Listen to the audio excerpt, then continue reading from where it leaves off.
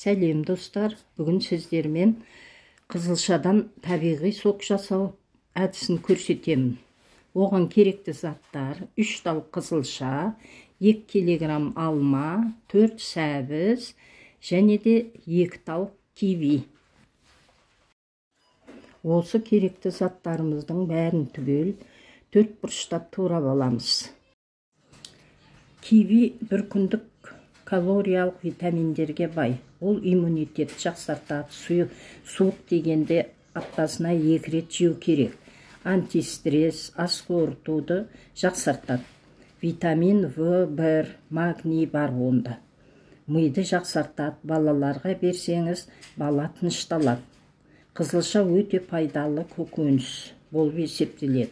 Қызылшада йод көп, есте сақтау қабілетін жақсартады, темірдің сіңуіне әсер етеді, қан тамырды кеңейтеді.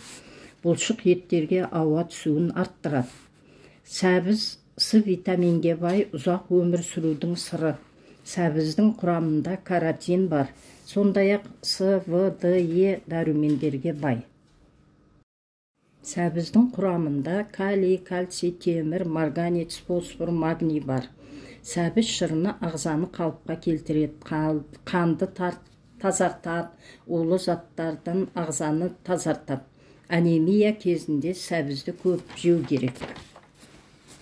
Алманың құрамында С, В, В2, Ф, И дәрумендері мен марганец, мырш, барий элементтері бар. Алмадағы темір қан айналымын жақсартады, ішек жолдарын, бауыр, бүйрек, асқазан жұмыстарын жақсартады.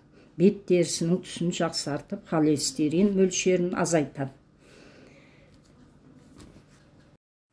Міне соковыжималкіден өткізіп алдық. Енді біздің табиғи согымыз дайын болды. Астарыңыз дәмді болсын. Подписаться етуді ұмытпаңыздар.